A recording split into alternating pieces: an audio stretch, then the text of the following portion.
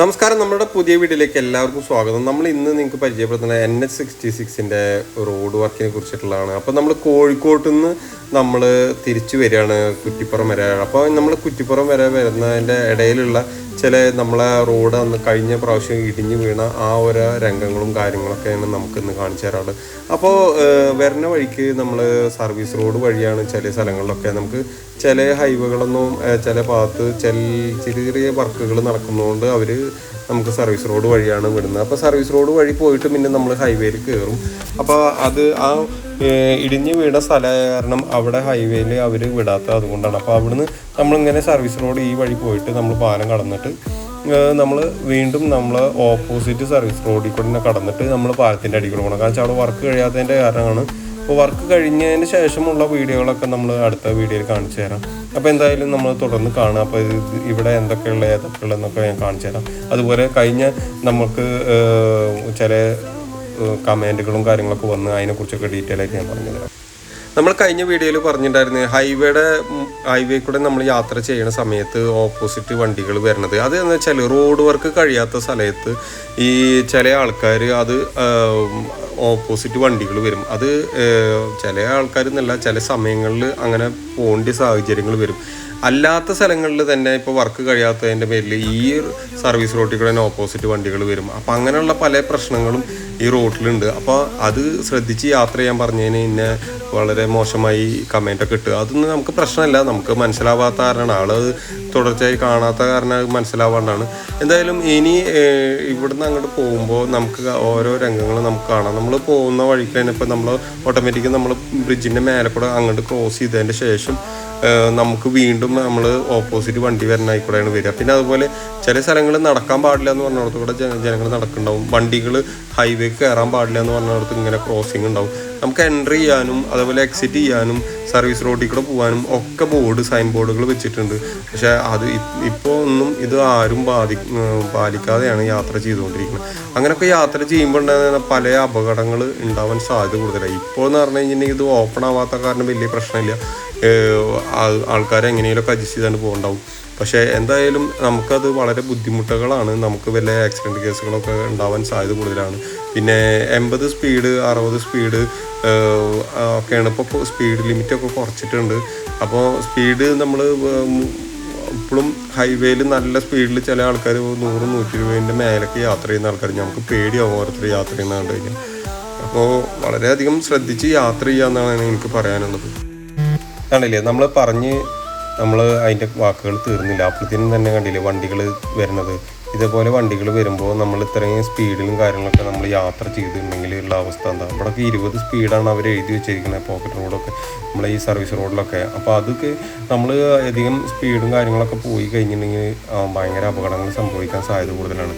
പിന്നെ ഇവിടെ നിന്ന് അങ്ങോട്ട് നേരെ പോയി കഴിഞ്ഞാൽ നമുക്ക് റോഡ് അന്ന് കംപ്ലൈൻ്റ് ആയിട്ട് ഉള്ള സ്ഥലമാണ്. അപ്പോൾ അതൊക്കെ അവർ വർക്ക് ചെയ്തുകൊണ്ടിരിക്കുകയാണ്. അപ്പോൾ നമ്മൾ വീണ്ടും ഇതേപോലെ നമ്മൾ അങ്ങോട്ട് പോകുന്ന അതേ സർവീസ് റോഡിലൂടെ തന്നെയാണ് വണ്ടികൾ ഇങ്ങോട്ടും യാത്ര ചെയ്യണം. അപ്പോൾ ഇത്തരത്തിലുള്ള സ്ഥലങ്ങളിലൊക്കെ നമ്മൾ വളരെ സ്ലോ ആയി പോകുന്നതാണ് ഏറ്റവും നല്ലത്. കാരണം വെച്ചാൽ പോക്കറ്റ് റോഡിൽ നിന്ന് ആൾക്കാർ റോഡിലേക്ക് വന്ന് സർവീസ് റോഡിലേക്ക് തന്നെ കയറുമ്പോൾ തന്നെ നമുക്ക് വളരെയധികം ബുദ്ധിമുട്ടുകൾ ഉണ്ടാക്കും. പെട്ടെന്ന് നമ്മൾ കാണില്ല. അപ്പോൾ പെട്ടെന്ന് വല്ല ആക്സിഡൻ്റൊക്കെ സംഭവിക്കാൻ സാധ്യത കൂടുതലാണ്.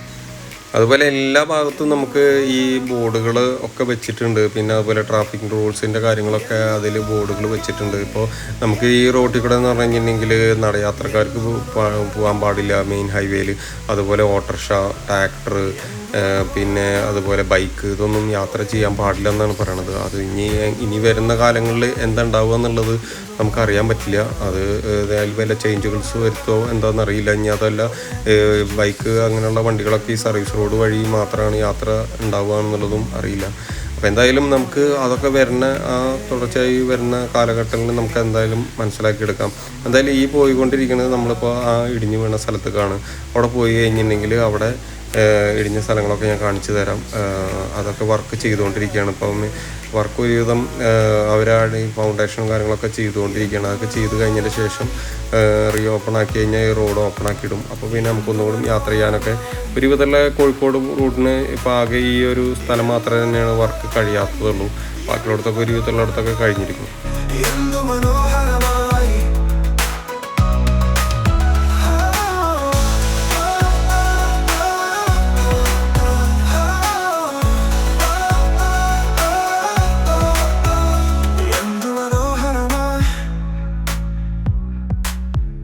എന്തു മനോഹരമായി.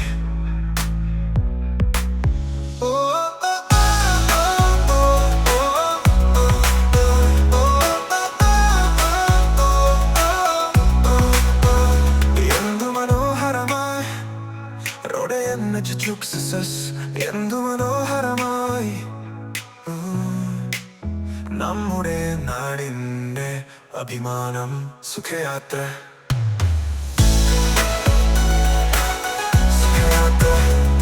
സമയം ലാഭം കേരളം.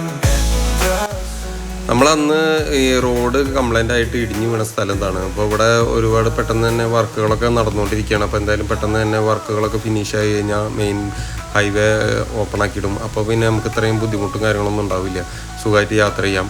ഇപ്പോൾ നമുക്ക് പറഞ്ഞു കഴിഞ്ഞാൽ സാധാരണ നമ്മൾ യാത്ര ചെയ്തതിനാട്ടിയും എളുപ്പത്തിൽ നമ്മൾ 2 മണിക്കൂർ പിടിച്ചതിന് സ്ഥലത്തേക്ക് നമുക്ക് 1 മണിക്കൂർ മതി. അതെന്ന് വെച്ചാൽ ഈ സുഖ യാത്രയാണ്. സ്പീഡ് മാത്രം അല്ല, നമുക്ക് വണ്ടികളുടെ തടസ്സങ്ങളോ അല്ലെങ്കിൽ ബ്ലോക്കോ അങ്ങനത്തെ പ്രശ്നങ്ങളൊന്നുമില്ല. അപ്പോൾ അതൊക്കെ സുഖമായിട്ട് നമുക്ക് യാത്ര ചെയ്യാൻ പറ്റും. അതാണ് ഇപ്പോൾ നമുക്ക് ഈ ഹൈവേ വന്നതിലുള്ള ഏറ്റവും വലിയ ഗുണം. ഒരു പിടുത്തം പിടിച്ച് കഴിഞ്ഞിട്ടുണ്ടെങ്കിൽ നമുക്ക് ഒരു ടെൻഷനും ഇല്ല, യാത്രക്കും ക്ഷീണമില്ലാണ്ട് യാത്ര സുഖകരമായിട്ട് യാത്ര ചെയ്യാൻ പറ്റും.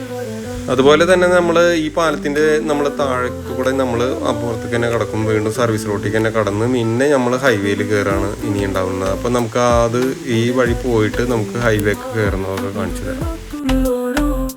നമ്മുടെ നാടിന്റെ അഭിമാനം ഞാൻ കാണുന്ന ദൃശ്യങ്ങൾ, ഈ അനുഭവങ്ങൾ ഞാൻ കാണുന്ന ദൃശ്യങ്ങൾ, ഈ അനുഭവം സുഖയാത്ര സമയം ലാഭം കേരളം എത്ര സുന്ദരം. പാലം കഴിഞ്ഞ് കഴിഞ്ഞാൽ നമ്മൾ അപ്പം തന്നെ സർവീസ് റോഡും ഉണ്ട്, അതുപോലെ മെയിൻ ഹൈവേയിലേക്ക് നമുക്ക് കടക്കാനുള്ള വഴി കിട്ടും. അവിടെ നിന്ന് അങ്ങോട്ട് കടന്നു കഴിഞ്ഞാൽ മെയിൻ ഹൈവേക്ക് കടന്ന് ഇനി നമുക്ക് സുഖമായി യാത്ര ചെയ്യാം. ഇനി ഇവിടെ നിന്ന് ഇങ്ങോട്ടുള്ള സിഗ്നൽ ബോർഡും കാര്യങ്ങളൊക്കെ നമുക്ക് പരിചയപ്പെടുത്തി തരാം.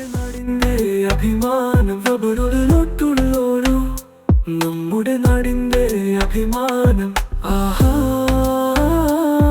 ഞാൻ കാണുന്ന ദൃശ്യങ്ങൾ, ഈ അനുഭവങ്ങൾ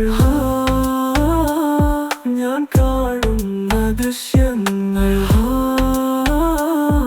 ഈ അനുഭവങ്ങൾ.